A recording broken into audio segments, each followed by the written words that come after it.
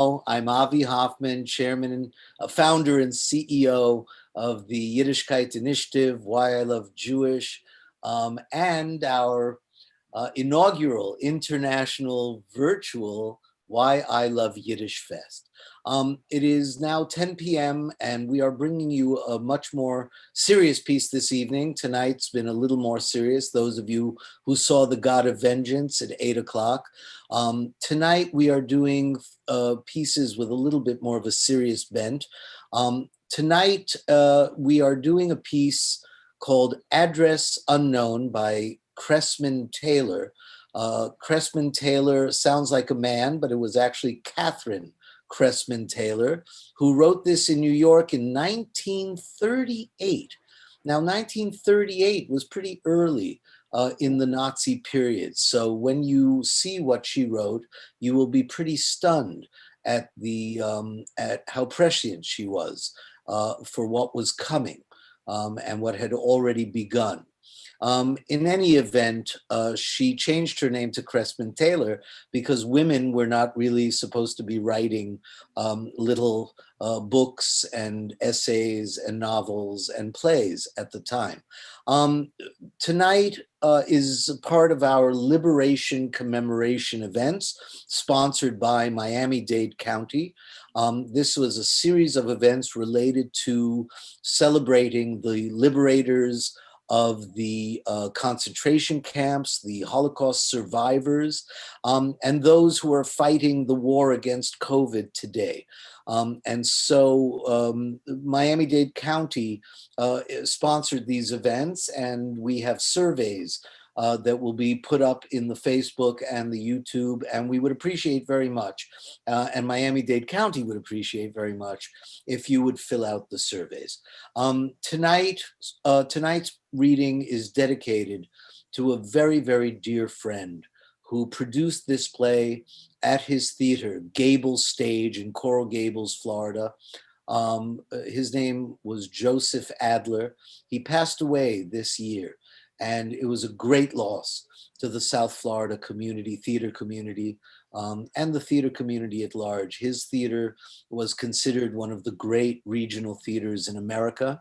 He did groundbreaking work. I did many, many shows with him, as did the gentleman who will be reading with me tonight, Ken Clement. His legacy, I hope, will live forever. So this is for Joe. Tonight, what you will see is a series of letters that were written in this book called Address Unknown, written between two friends, one a Jew and one a German. And they love each other like brothers before the war. And they have an art gallery together in San Francisco. And they decide to open a branch of their very successful gallery in Munich, in Germany. And so the German friend goes to Munich to open the branch, and they write letters, kind of a love letters for the Holocaust kind of thing. And they write letters to each other back and forth. And through the letters, you will see the development of this relationship and how two people who love each other like brothers can become mortal enemies. And that's what extremism can do. And as we all know, if we don't learn from history, we are destined to repeat it. And so without further ado, ladies and gentlemen, you will very soon see my friend Ken Clement, who's in Los Angeles right now, and he will join us as we arrive at his letters. But I will begin the letters from San Francisco. So sit back and experience. I won't say enjoy because this is a difficult piece, but experience. Address Unknown by Catherine Kressman Taylor, written in New York, 1938. My character's name is Max Eisenstein, and Ken's character is named Martin Schulz. Schulz Eisenstein Gallery, San Francisco, California, USA, November 12th, 1932. Herrn Martin Schulz, Schloss Ranzenburg, Munich, Germany, My dear Martin, back in Germany, how I envy you. Although I have not seen it since my school days, the spell of Unter den Linden is still strong upon me. The breath of intellectual freedom, the discussions, the music, the light-hearted comradeship, and now that old Junker spirit, the Prussian arrogance and militarism are gone. You go to a democratic Germany, a land with a deep culture and the beginnings of a fine political freedom. It will be a good life. Your new address is very impressive, and I rejoice that the crossing was so pleasant for Elsa and the young sprouts. As for me, I am not so happy. Sunday morning finds me a lonely bachelor without aim. My Sunday home is now transported over the wide seas.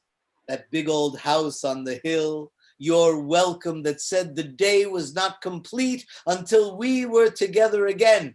Oh, and our dear jolly Elsa coming out beaming, grasping my hand and shouting, Max, Max, and hurrying indoors to open my favorite schnapps.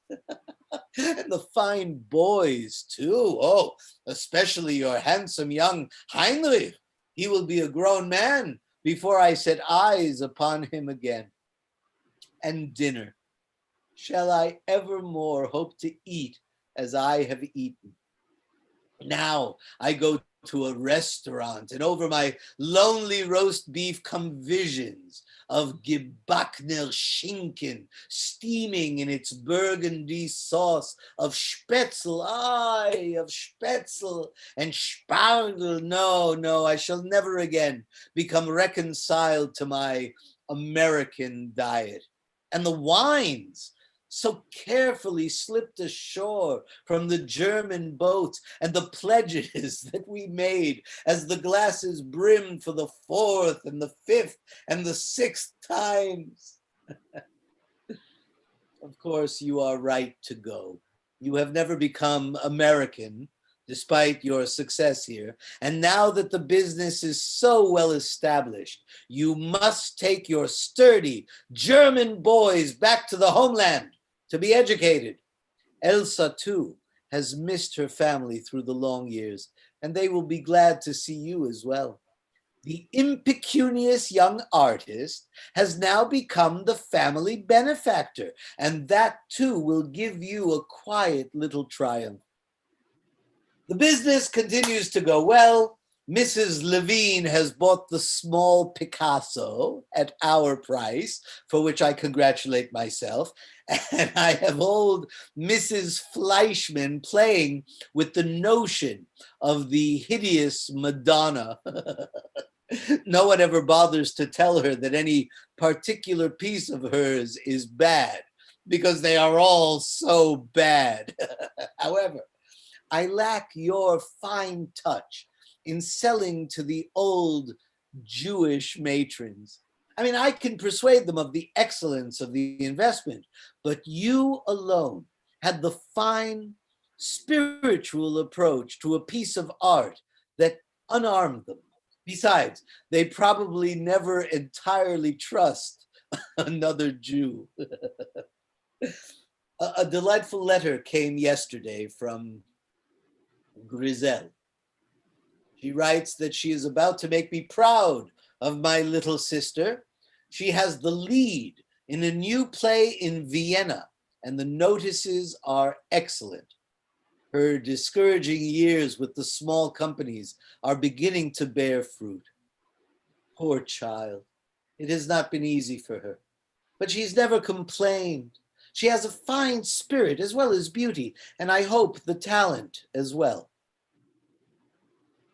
She asked about you, Martin, in a very friendly way. There is no bitterness left there, for that passes quickly when one is young as she is. A few years and there is only a memory of the hurt, and of course neither of you was to be blamed. Those things are like quick storms. For a moment you are drenched and blasted, and you are so wholly helpless before them. But then the sun comes, and although you have neither quite forgotten, there remains only gentleness and no sorrow. You would not have had it otherwise, nor would I. I have not yet written Grisel that you are in Europe, but perhaps I shall, if you think it wise, for she does not make friends easily, and I know she would be glad to feel that friends are not far away. 14 years since the war. Did you mark the date? What a long way we have traveled as peoples from that bitterness. Again, my dear Martin, let me embrace you in spirit and with the most affectionate remembrances to Elsa and the boys. Believe me, your ever most faithful Max.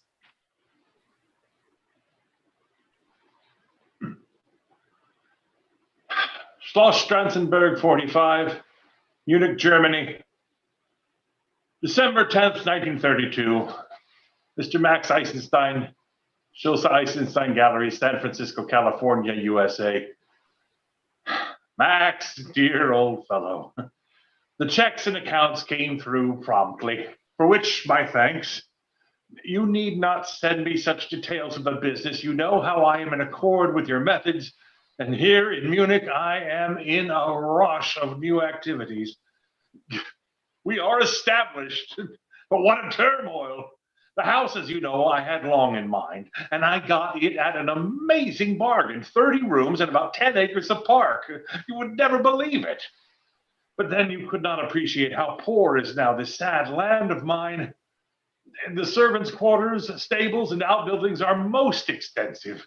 And would you believe it? We now employ 10 servants at the same wages of our 2 in the San Francisco house. The tapestries and pieces you shipped make a rich show, and some other fine furnishings I have been able to secure, so that we are much admired. I was almost to say envied. 4 full services of the finest china I have brought, and much crystal, as well as a full service of silver, for which Elsa is in ecstasies. Man, for Elsa, such a joke. You will, I know, laugh with me. I have purchased for her a huge bed, such a size as never was before, twice the bigness of a double bed, and with great posters of carved wood. The sheets I must have made to order, for there are no sheets made that could fit it. And they are of linen, the finest linen sheets. Elsa laughs and laughs, and her old grandmother stands shaking her head and grumbles, 9, Martin, 9! You have made it so, and now you must take care, or she will grow to match it. Yeah, says Elsa, 5 more boys, and I will fit it just nice and snug. And she will, Max. For the boys, there are 3 ponies. Little Carl and Wolfgang are not big enough to ride yet. And a tutor. Their German is very bad, being much too mixed with English. Elsa's family does not find things so easy now. The brothers are in the professions, and while much respected, must live together in one house. To the family, we seem American multimillionaires, and while we are far from that yet, our American income places us among the wealthy here. The better foods are high in prices, and there is much political unrest, even now under the presidency of Hindenburg, a fine liberal whom I much admire. Already old acquaintances urge me that I interest myself in administrative matters in the town. This I take under consideration. It may be somewhat to our benefit locally if I become an official. As for you, my good Max, we have left you alone, but you must not become a misanthrope. Get yourself at once a nice fat little wife who will busy herself with all your cares and feed you into a good humor. That is my advice, and it is good, although I smile as I write it. You write of Grisel. So she wins her success, the lovely one.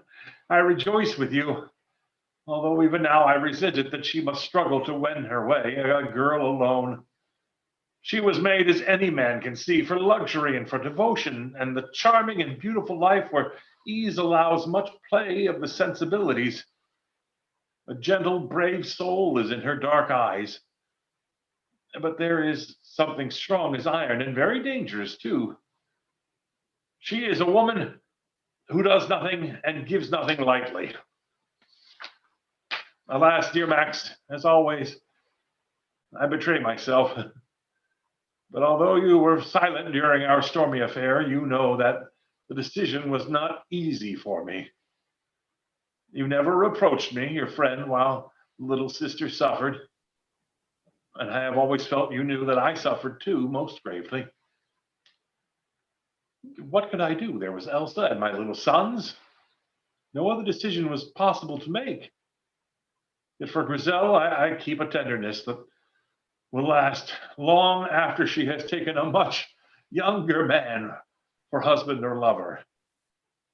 The old wound has healed, but the scar throbs at times, my friend. I wish that you will give her our address. We are such a short distance from Vienna that she can feel there is for her a home close at hand. Elsa, too, knows nothing of the old feelings between us, and you know with what warmth she would welcome your sister as she would welcome you. Yes, you must give her that we are here and urge her to soon make a contact with us. Give her our most warm congratulations for the fine success that she is making. Elsa asks that I send to you her love. And Heinrich would also say hello to Uncle Max. We do not forget you, Maxel. My heartiest greetings to you. Martin.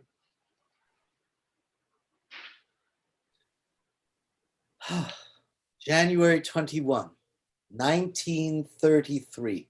My dear Martin, I was glad to forward your address to Griselle. She should have it shortly, if she has not already received it. Oh, what jollification there will be when she sees you all. I shall be with you in spirit, as heartily as if I could rejoin you in person. You speak of the poverty there. Conditions have been bad here this winter, but of course we have known nothing of the privations you see in Germany. Personally, you and I are lucky that we have such a sound following for the gallery. Of course, our own clientele are cutting their purchases, but if they buy only half as much as before, we shall be comfortable. Not extravagantly so, but very comfortable. The oils you sent are excellent, and the prices are amazing.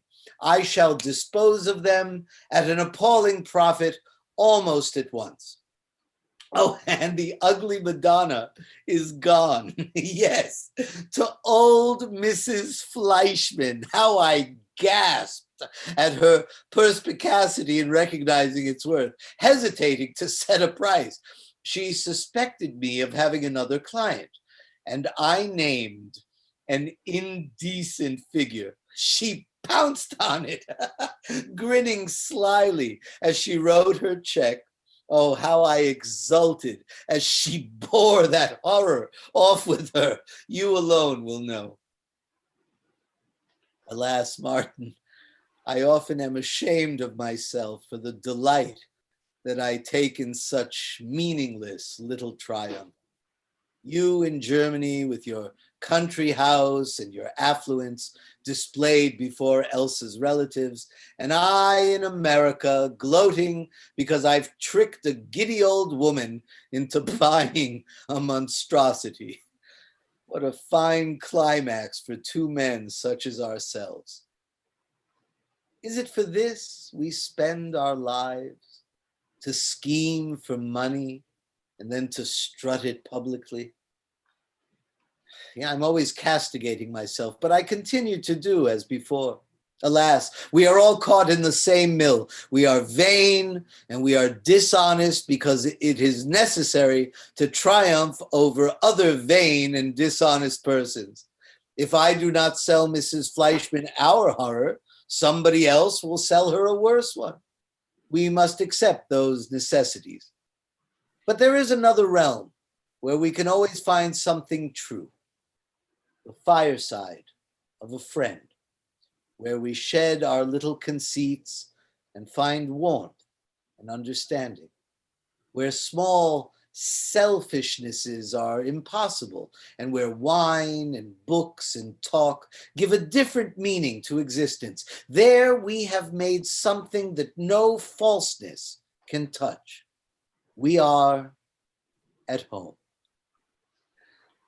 Who is this Adolf Hitler who seems rising toward power in Germany? I do not like what I read of him. Embrace all the young fry and our abundant Elsa for me, your ever affectionate Max.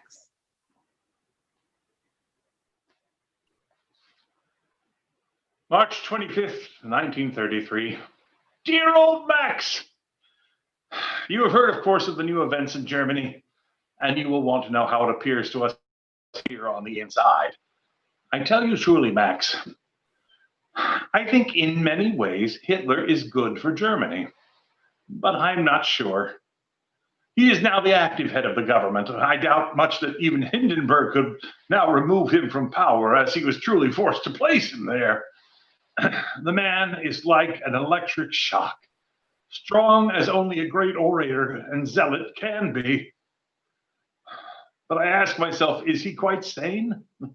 His brown shirt troops are the rabble. They pillage and have started a bad Jew baiting. But these may be minor things. The little surface scum when a big movement boils up. For I tell you, my friend, there is a surge, a surge. The people everywhere have had a quickening.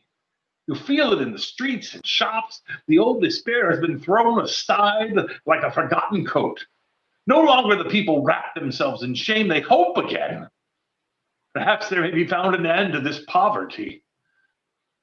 Something, I do not know what will happen. A leader is found. Yet I caution, yet cautiously to myself, I ask, a leader to where? Despair overthrown often turns us in mad directions. Publicly, as is natural, I express no doubt. I am now an official and a worker in the new regime, and I exult very loud indeed, as all of us officials who cherish whole skins are quick to join the National Socialist. That is the name of Herr Hitler's party. But also it is not only expedient, there is something more, a feeling that we of Germany have found our destiny, and that the future sweeps toward us in an overwhelming wave. We too must move. We must go with it. Even now there are being wrongs done. The stormtroopers are having their moment of victory, and there are bloody heads and sad hearts to show for it. But these things pass. In the end, if the end in view is right, they pass and are forgotten. History writes a clean new page. All I now ask myself, and I can say to you what I cannot say to any here, is the end right? Do we make for a better goal? For you know, Max, I have seen these people of my race since I came here, and I have learned what agonies they have suffered, what years of less and less bread, of leaner bodies, of the end of hope. The quicksand of despair held them. It was at their chins. Then just before they died, a man came and pulled them out. All they now know is they will not die. They are in his area of deliverance. Almost they worship him. But whoever the Savior was, they would have done the same. God grant he is a true leader and no black angel that they follow so joyously. To you alone, Max, I say I do not know. I do not know. Yet I hope. There's so much for politics. Ourselves, we delight in our new home and have done much entertaining. Tonight, the mayor is our guest at a dinner for 28. We spread ourselves a little, maybe, and that is to be forgiven. Elsa has a new gown of blue velvet and is in terror for fear it will not be big enough. She is with child again. There is the way to keep a wife contented, Max. Keep her so busy with babies she has no time to fret. Our Heinrich has made a social conquest. He goes out on his pony and gets himself thrown off, and who picks him up but the Baron von Freischer? They have a long conversation about America, and one day the Baron calls and we have coffee. Heinrich will go there for lunch next week. What a boy. It's too bad his German is not better, but he delights everyone. So we go, my friend, perhaps to become part of great events, perhaps only to pursue our simple family way, but never abandoning that trueness of friendship of which you speak so movingly. Our hearts go out to you across the wide sea, and when the glasses are filled, we toast, Uncle Max. Yours in affectionate regard, Martin. May 18th, 1933. Dear Martin, I am in distress at the press reports that come pouring into us from the fatherland. Thus, it is natural that I turn to you for light, while there are only conflicting stories to be had here. I'm sure things cannot be as bad as they are pictured. A terrible pogrom. That is the consensus of our American papers. Now, I know that your liberal mind and warm heart will tolerate no viciousness, and that from you, I can have the truth. Aaron Silberman's son has just returned from Berlin and had, I hear, a narrow escape. The tales that he tells of what he has seen, floggings, the forcing of quarts of castor oil through clenched teeth, and the consequent hours of dying through the slow agony of bursting guts are not pretty ones. These things may be true, and they may, as you have said, be but the brutal surface froth of human revolution. Alas, to us Jews, they are a sad story familiar through centuries of repetition. And it is almost unbelievable that the old martyrdom must be endured in a civilized nation today. Write me, my friend, and set my mind at ease. Grizel's play will come to a close about the end of June after a great success. She writes that she has an offer for another role in Vienna and also for a very fine one in Berlin for the autumn. She is talking most of the latter one, but I have written her to wait until the anti-Jewish feeling has abated. Of course, she uses another name, which is not Jewish. Eisenstein would be impossible for the stage anyway. But it is not her name that would betray her origin. Her features, her gestures, her emotional voice proclaim her a Jewess, no matter what she calls herself. And if this feeling has any real strength, she had best not venture into Germany, just at present. Forgive me, my friend, for so distrait and brief a letter, but I cannot rest until you have reassured me. You will, I know, write in all fairness. Pray do so at once, with the warmest protestations of faith and friendship for you and yours. I am ever your faithful, Max.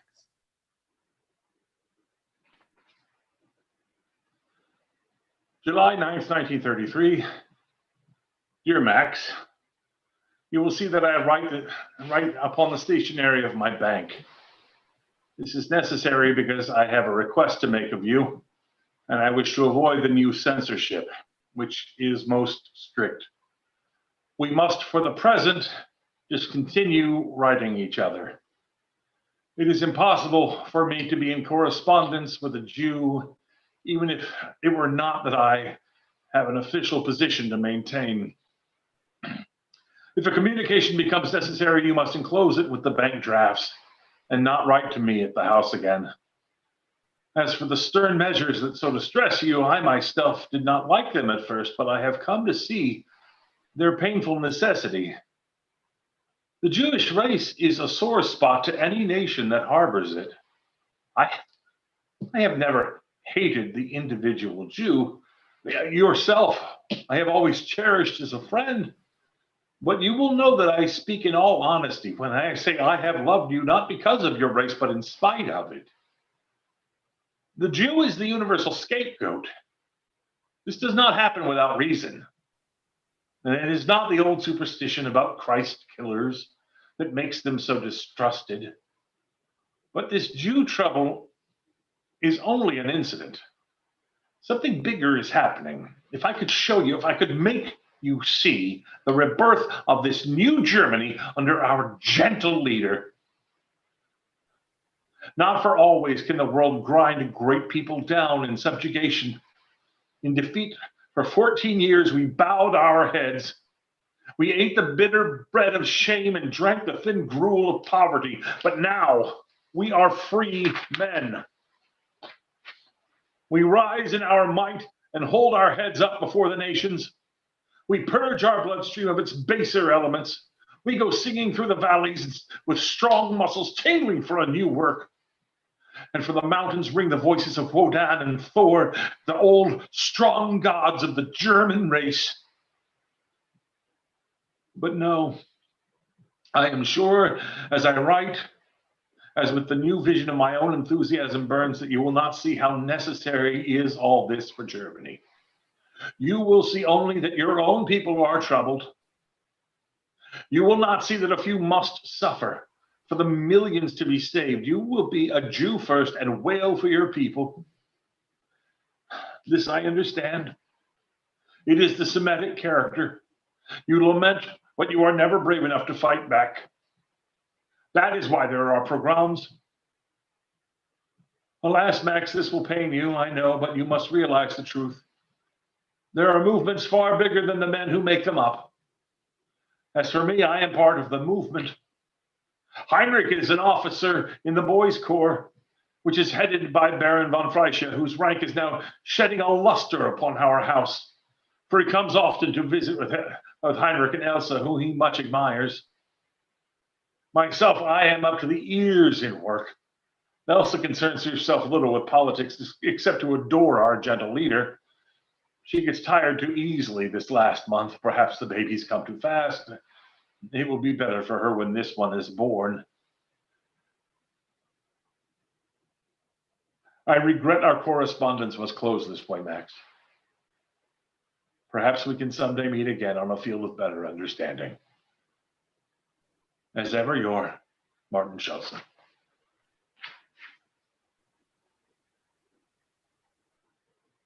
August 1, 1933. Herr Martin Schulze, kindness of J. Lederer, Schloss Stratzenberg, Munich, Germany. Martin, my old friend, I am sending this by the hand of Jimmy Lederer, who will shortly pass through Munich on a European vacation. I cannot rest after the letter you last sent me. It is so unlike you. I can only attribute its contents to your fear of the censorship. The man that I have loved as a brother, whose heart has ever been brimming with sympathy and friendship, cannot possibly partake of even a passive partnership in the butchery of innocent people. I trust and pray that it may be so, that you will write me no exposition which might be dangerous for you, only a simple yes. That will tell me that you play the part of expediency, but that your heart has not changed, and that I was not deluded in believing you to be always a man of fine and liberal spirit, to whom wrongs are wrongs, in whosoever's name they may be committed. This censorship, this persecution of all men of liberal thought, the burning of libraries and corruption of the universities would arouse your antagonism if there had been no finger laid on one of my race in Germany. You are a liberal, Martin. You've always taken the long view. I know that you cannot be swept away from sanity by a popular movement which has so much that is bad about it, no matter how strong it may be. I can see why the Germans acclaim Hitler, They react against the very real wrongs which have been laid on them since the disaster of the war. But you, Martin, have been almost an American since the war. I know that it is not my friend who has written to me, and that it will prove to have been only the voice of caution and expediency.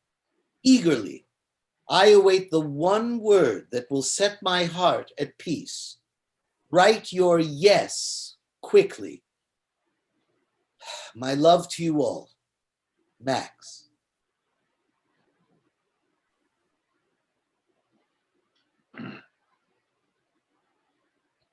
August 18th, 1933. Dear Max, I have your letter. The word is no. You are a sentimentalist. You do not know that all men are not cut to your pattern. You put nice little tags on them like liberal and expect them to act so-and-so, but you are wrong. So I am an American liberal? No, I am a German patriot. A liberal is a man who does not believe in doing anything. He is a talker about the rights of man, but just a talker. He likes to make a big noise about freedom of speech. But what is freedom of speech? Just the chance to sit firmly on the backside and say whatever is being done by the active man is wrong. What is so futile as the liberal? I know him well because I have been one. He condemns the passive government because it makes no change, but let a powerful man arise, let an active man start to make a change, then where is your liberal? He is against it. To the liberal, any change is the wrong one. He calls this the long view, but it is merely a bad scare that he will have to do something himself. He loves words and high-sounding precepts, but he is useless to the men who make the world what it is. These are the only important men, the doers. And here in Germany, a doer has arisen. A vital man is changing things. The whole tide of people's life changes in a minute because the man of action has come, and I join him. I am not just swept along by a current. The useless life that was all talk and no accomplishment, I drop. I put my back and shoulders behind the great new movement. I am a man because I act. Before that, I am just a voice. I do not question the ends of our action. It is not necessary. I know it is good because it is so vital. Men are not drawn into bad things with so much joy and eagerness. You say we persecute men of liberal thought. We destroy libraries. You should wake from your musty sentimentalizing. Does the surgeon spare the cancer because he must cut to remove it? We are cruel. Of course, we are cruel. As all birth is brutal, so is this new birth of ours. But we rejoice. Germany lifts high her head among the nations of the world. She follows her glorious leader to triumph. What can you know of this? You who only sit and dream. You have never known a Hitler. He is a drawn sword. He is a white light so hot as the sun of a new day. I must insist you write no further. We are no longer in sympathy, as now we must both realize. Martin Schulze.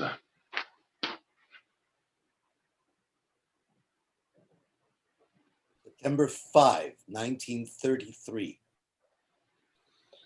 Herrn Martin Schulze, care of Deutsch-Völkische Bank und Handelsgesellschaft, Munich, Germany. Dear Martin, enclosed are your draft and the month's accounts. It is of necessity that I send a brief message. Grisel has gone to Berlin. She is too daring, but she has waited so long for success that she will not relinquish it and laughs at my fears. She will be at the König Theater. You are an official. For old friendship's sake, I beg of you to watch over her. Go to Berlin if you can and see whether she is in danger. It will distress you to observe that I have been obliged to remove your name from the firm's name. You know who our principal clients are, and they will touch nothing now from a firm with a German name. Your new attitude I cannot discuss, but you must understand me. I did not expect you would take up arms for my people because they are my people, but because you were a man who loved justice. I commend my rash Griselle to you. The child does not realize what a risk she is taking. I shall not write again. Goodbye, my friend. Max.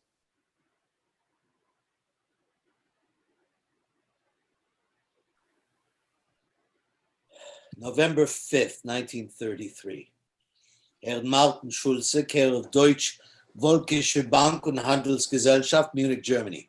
Martin, I write again because I must. A black foreboding has taken possession of me. I wrote Griselle as soon as I knew she was in Berlin, and she answered briefly. Rehearsals were going brilliantly. The play would open shortly. My second letter was more encouragement than warning, and it has been returned to me, the envelope unopened, marked only addressee unknown, adressat unbekannt. What a darkness those words carry. How can she be unknown? It is surely a message that she has come to harm. They know what has happened to her, those stamped letters say, but I am not to know. She has gone into some sort of void, and it will be useless to seek her. All this they tell me in 2 words, adressant unbekannt. Martin, need I ask you to find her, to protect her? You have known her graciousness, her beauty, and sweetness. You have had her love, which she has given to no other man. Do not attempt to write to me. I know I need not even ask you to aid. It is enough to tell you that something has gone wrong, that she must be in danger. I leave her in your hands, for I am helpless. Max.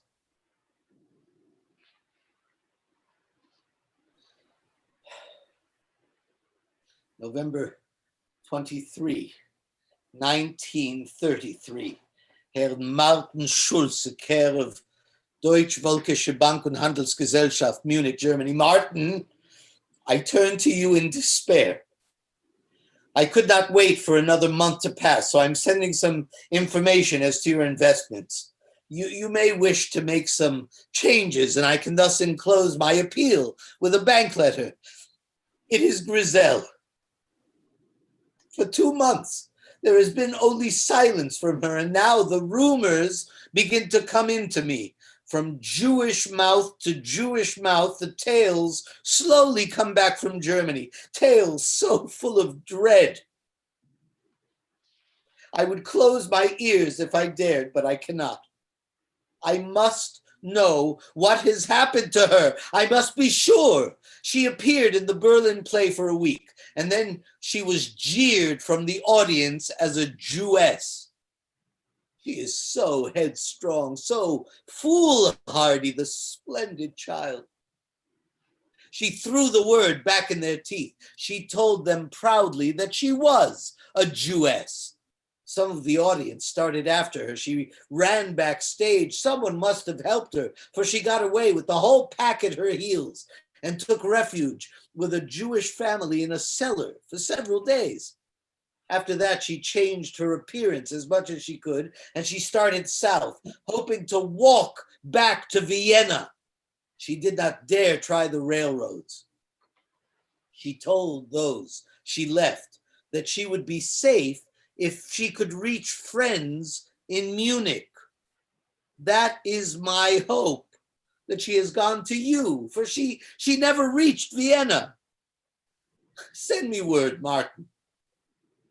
And if she has not come there, make a quiet investigation if you can. My mind cannot rest. I torture myself by day and by night, seeing that brave little thing trudging all those long miles through hostile country, with winter coming on. God grant that you can send me a word of relief. Max.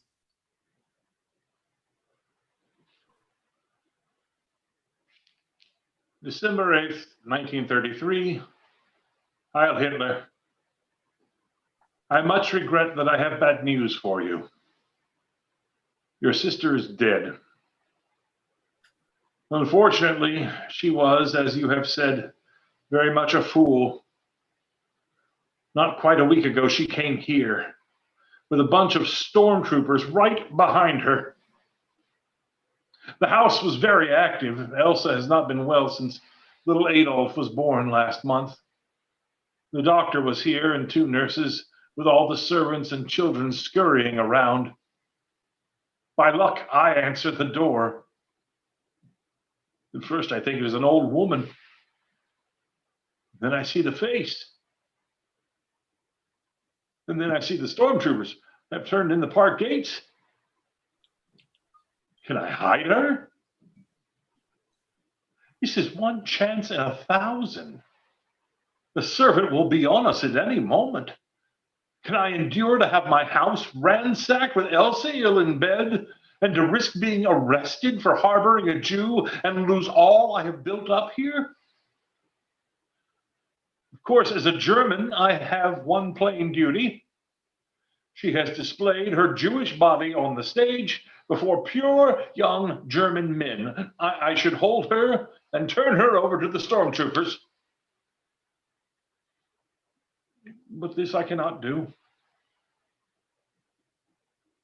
You will destroy us all, Griselle, I tell her. You must run back further into the park. She looks at me and smiles. She was always a brave girl, and makes her own choice. I would not bring you harm, Martin, she says. And she runs down the steps and out towards the trees. But she must be very tired. She does not run very fast, and the stormtroopers have caught sight of her. I am helpless. I go in the house, and in a few minutes, she stops screaming.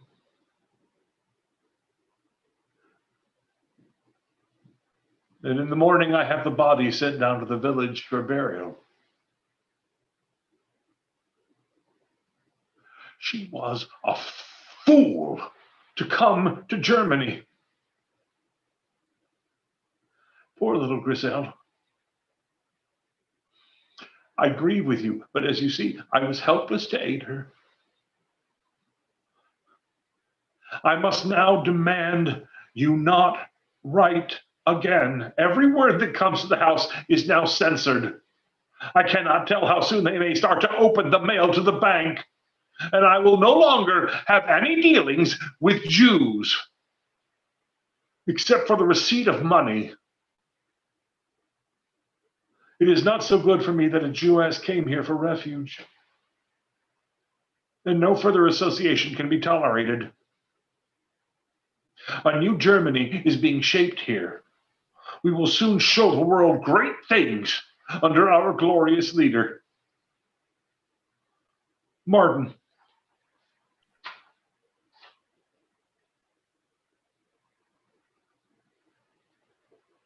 Cablegram. Martin Schulz, Munich. January 2, 1934. Your terms accepted. November 12 audit shows 13% increase. February 2nd, fourfold assured. Pan exhibition, May 1st, prepare. Leave for Moscow if market opens unexpectedly. Financial instructions mailed new address. Eisenstein.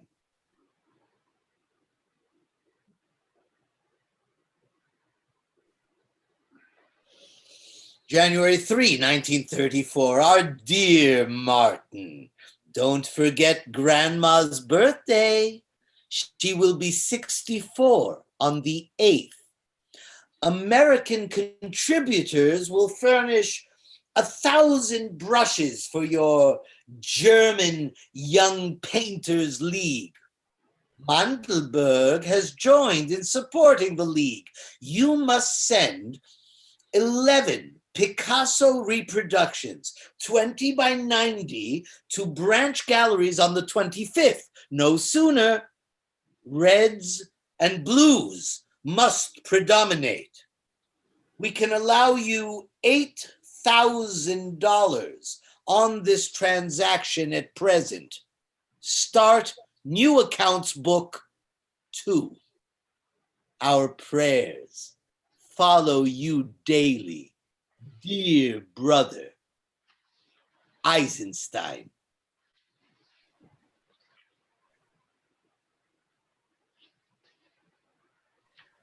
January 17, 1934. Martin, dear brother, good news. Our stock reached 116 5 days ago. The Fleischmans have advanced another $10,000. This will fill your Young Painters League quota for a month, but let us know if opportunities increase. Swiss miniatures are having a vogue. You must watch the market and plan to be in Zurich after May 1st if any unexpected opportunities develop. Uncle Solomon will be glad to see you, and I know you will rely heavily on his judgment. The weather is clear, and there is little danger of storms during the next 2 months. You will prepare for your students the following reproductions. Van Gogh, 15 by 103, red. Poussin, 20 by 90, blue and yellow. Vermeer, 11 by 33, red and blue. Our hopes will follow your new efforts. Eisenstein.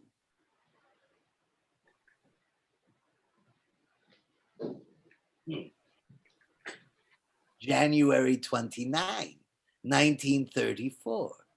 Dear Martin, your last letter was delivered by mistake at 457 Geary Street, room 4. Aunt Reba says, tell Martin he must write more briefly and clearly so his friends can understand all that he says. Oh, I'm sure everyone will be in readiness for your family reunion on the 15th. Oh, you will be tired after these festivities, and you may want to take your family with you on your trip to Zurich. Before leaving, however, procure the following reproductions for branches of German Young Painters League. Looking forward to the joint exhibit in May or earlier. Picasso, 17 by 81, red. Van Gogh, 5 by 42, white. Rubens, 15 by 204, blue. And yellow. Our prayers are with you. Eisenstein.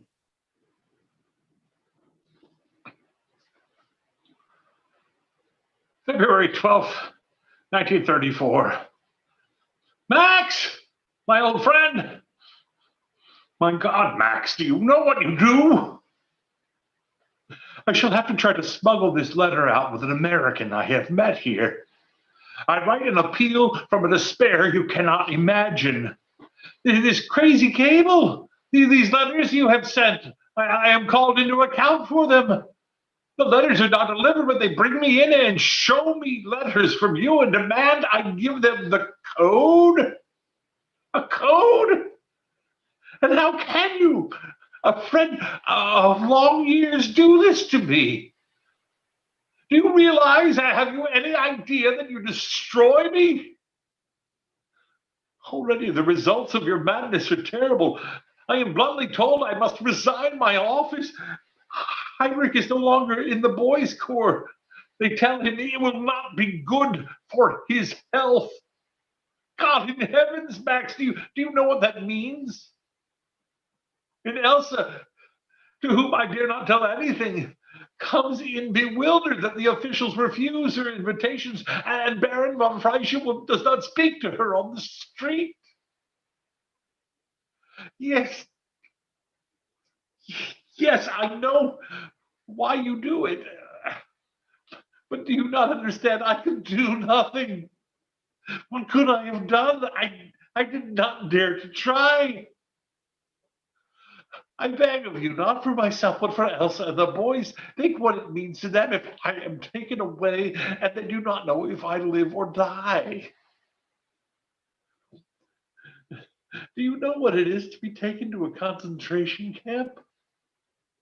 When you stand me against the wall and level a gun, I beg of you, stop. Stop now while everything is not yet destroyed. I am in fear of my life, for my life.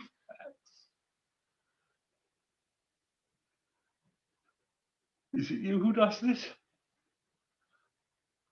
It cannot be you. I have loved you like a brother, my own Maxwell. My God. Have you no mercy? I beg you, Max, no more. No more. Stop while I can be saved. From a heart filled with old affection, I ask it. Martin.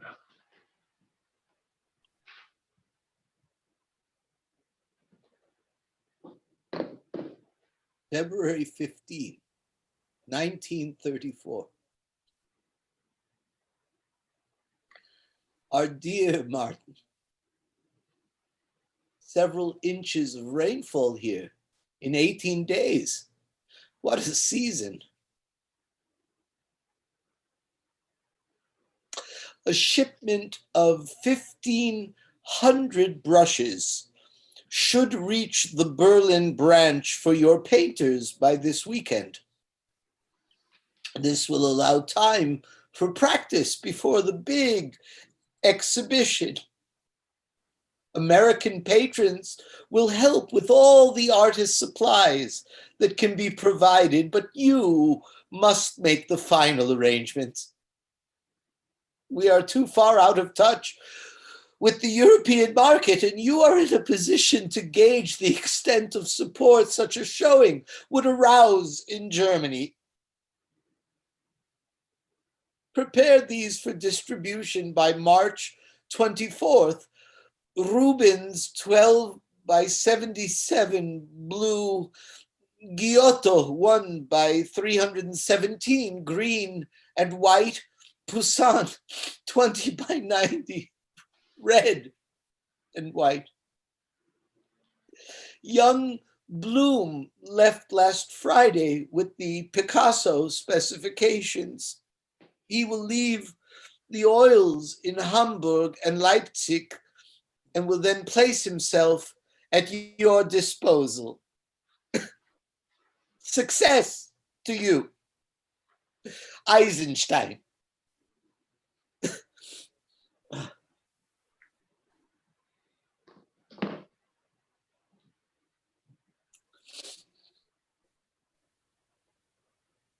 March 3rd, 1934. Herr Martin Schulze, Schloss Stratzenberg, Munich, Germany. Returned. Address unknown. Martin, Our brother, cousin Julius, has 2 9-pound boys. The family is happy. We regard the success of your coming artists exhibition as assured. The last shipment of canvases was delayed due to difficulties of international exchange, but will reach your Berlin associates in plenty of time. Consider reproduction collection complete. Your best support should come from Picasso enthusiasts, but neglect no other lines. We leave all final plans to your discretion, but urge an early date for a wholly successful exhibit. The God of Moses be at your right hand. Eisenstein.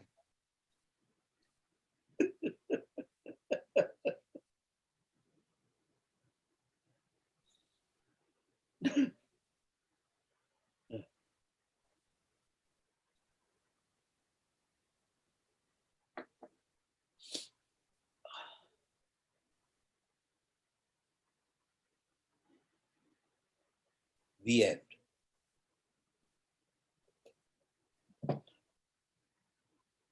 Ken, would you join me, please? Oh, God, I hate this piece so much.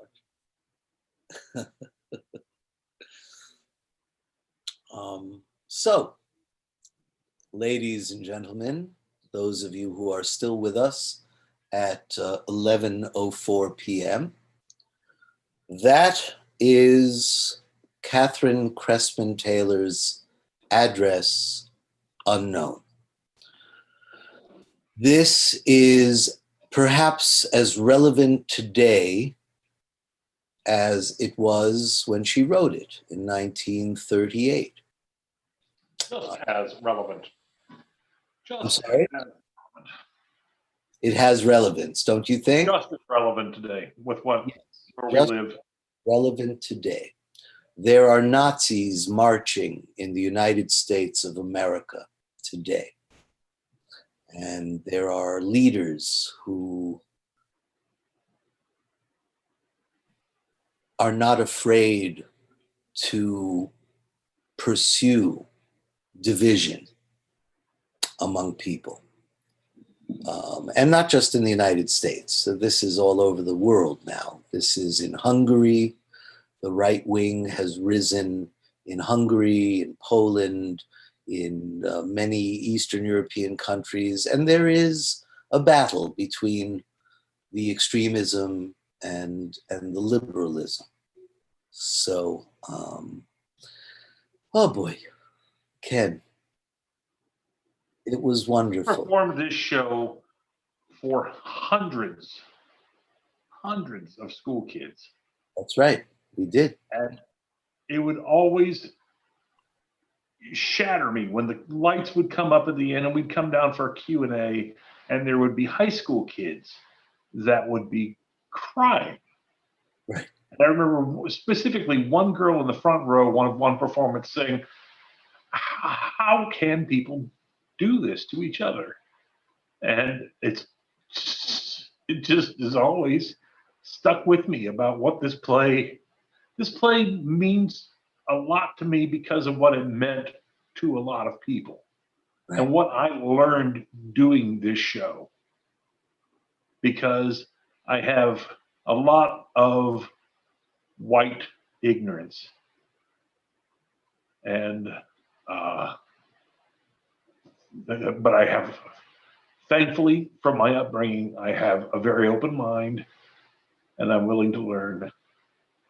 And this was one of the biggest learning experiences of my life, this show, learning, just how horrible people can be to each other and the history of how it repeats itself. and intolerance. For me, of course, I have similar feelings. I feel very close to this because, as you know, I am a first generation American child of Holocaust survivors. So my father's entire family was murdered in concentration camps in Auschwitz. And my father survived barely. It's interesting because I've been going over a lot of old pictures with my mother, and we found the pictures that were taken of my father immediately after the war. This is a man that when I was growing up, he was quite large, quite obese. He was probably close to 250 pounds when I was growing up as a young man. And not a tall man. He was actually shorter than I am, 5'7". So he was big. He was round and big. The pictures of him after he came out of the camp, he weighed 65 pounds. And so, for me doing this show is, and having to try to feel and understand on a very personal level the senselessness of it. The idea that human life can become so worthless is astounding because it's hard for me as an American, as someone who grew up in the 60s and the 70s and then lived in Israel for 10 years and came back. I was always brought up with this concept of human, caring and human value. And this concept of the senselessness of of devaluing a human life. And we're experiencing it now in the United States, not just on a government level, but this idea that Black Lives Matter, that somehow it's okay, somehow it just happens that a policeman puts his knee on the neck of a Black man who dies after 9 minutes, who can't breathe. All of these cases of violence and senseless death. And so again, this play brings back all of what happened in the past, but I'm stunned. I haven't read this play, in a very long time. And I assume neither have you. No, for good reason. It hurts. It just Yeah. physically hurts me. But it's so relevant. It's God, yes. seems to mean almost more today, than it meant when we did it. How many years ago did we do this? All of them. It was decades. It was a long time. It was like 2000 and I don't even remember now. It was 2009, 10, 11, I don't know, something like that. I could look it up. Anyway, I'm sorry. We've kind of gotten off on this thing. If there is anyone that is out there in the virtual world, either on YouTube or on Facebook, and if you have a question or a comment, now would be the time. I see on YouTube Eva Heinemann, who, that's a very German name. Eva Heinemann says, bravo. That was so powerful. So thank you, Eva. So yeah, anyone who has a question or a comment, I guess it's just so important that we not forget and that we keep, as painful as it is, and as painful as this reading was right now for me and for you, it's important that we don't stop reminding everyone that this is how it happens. two people who love each other so much as these two men did, and then to watch the process. And that's what I love about this piece, is that you can actually see from letter to letter to letter how the process goes and how both of them, this is not just one becomes inhuman. They both become inhuman in their own way. The German in his adoration of the great leader and his adoption of the Nazi ethic, and the Jew in his absolute hunger and desperate need for revenge. And they both become inhuman. And that's why I appreciate this piece so very much, because there is no good guy here. And there is no bad guy here. They're all bad and they're all good, and good and bad. How does that, how do you define any of that anymore? Today as well. What is good? What is bad? How do you decide? And who decides? And does history decide? Had the Nazis won the war, we wouldn't. I certainly wouldn't be here. You might. I wouldn't. But then history would have been different, and who was right and wrong would have been different. And so we have to look at today, the year 2020, and see what's happening in the United States and the world from that perspective. So anyway, I do go on, don't I?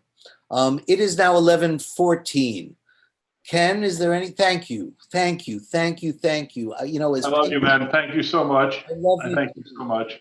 As painful as it is, I just have always adored your ability to embody this. Back at you, my brother. I love you.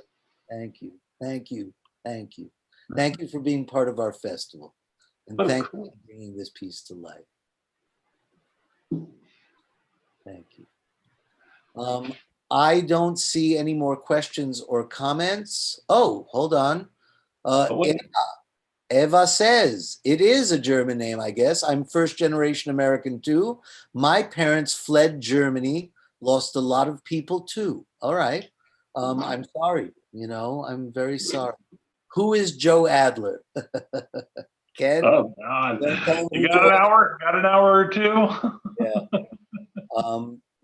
Joe Adler was a dear, dear friend for many, many years, who was the producer and director and force, inhuman force sometimes, unhuman force sometimes, beyond human force sometimes, of a theater in Miami, in Coral Gables, called Gable Stage, where he presented some of the greatest work that has ever been done in Florida and maybe in America. He was recognized as a great producer and director whose works were appreciated nationwide as one of the great regional theaters. He passed away this year, and it was a devastating blow to everyone that knew him and many who did not. So I decided I wanted to dedicate this performance, which he directed Ken and me in many years ago at the Gable Stage, which is how I came to learn about this show. I didn't know this show before we did it for Joe. And so I wanted to dedicate this performance to him. So hopefully, Eva, we've answered your question. Thank you for your feedback and your honesty. And I'm glad your parents fled Germany. Because those who stayed, many of them were corrupted, and an entire culture, one of the greatest cultures in the world. And that's the crazy thing about this play and about what happened in history. Germany was considered the greatest country in the world the most cultured country, the most educated country, the greatest professors and writers and directors and theater and film and just all of the culture of Germany was considered the greatest. How does an entire culture, an entire population go to there, to what happened, and accept it, and not only accept it, but and as we see from Martin's character, not just accept it, but embrace it and see the greatness of how they were going to make Germany great again. So yeah, that's how it happens. This is how it happens. And every day people ask me about these things, and I say, this is how it happens. Every day, in little ways. You know, it's death by 1,000 chickens. You know, every day another little thing happens and people go, oh, well, you know, that's just the way it is. It's okay. It's not a big deal. Hitler was considered a buffoon. You know, Hitler was thought of as a buffoon and a clown and just, you know, no one that anybody could take seriously. Yeah, he made noise, but it'll pass, you know, it'll go away. It's not a big deal. And then, you know, we know what happens. So we all have to watch ourselves and we all have to make our world a better place. So on that note, I thank you, Ken. I thank all of you out there who saw our reading. And I guess my job is to thank our sponsors and ask you to fill out the survey and support our work if you can, because everything we're doing in this festival is free to the public. But it's not free to everyone involved in it because everyone is getting paid, even Ken. So, and so if you've enjoyed any of our programs, please go to our website, whyilovejewish.org/donate, and support our work in any way you feel comfortable, whether it's $1 or 1,000, 10 or 50. Really, it doesn't matter. We appreciate every single donation, and we are very appreciative of all the support we get. And I'm going to have to get out of here now by sharing finally a word from our sponsors. So thank you very much, and we'll see you soon. Bye. Hi,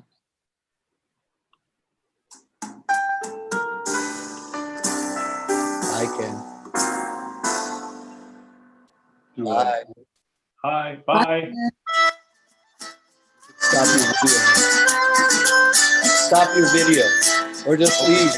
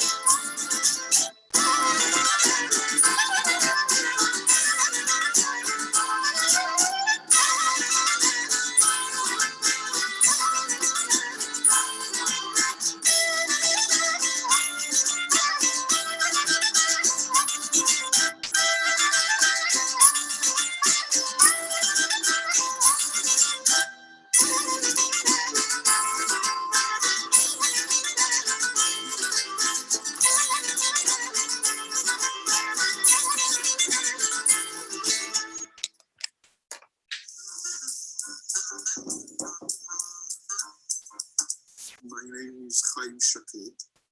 I'm a professor at the University of Miami, and I am the director of the George Feldenkrais program in Judaic Studies, and I'm the founding director of the Sue and Leonard Miller Center for Contemporary Judaic Studies, which is a university-wide center at the University of Miami.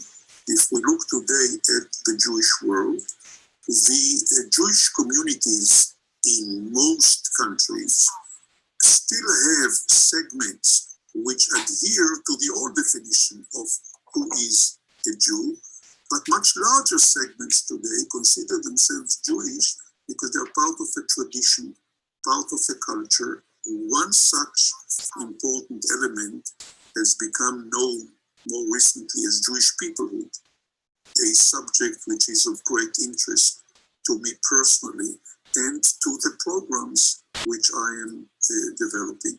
Jewish peoplehood includes, for instance, a very important component of the YiddishKite initiative,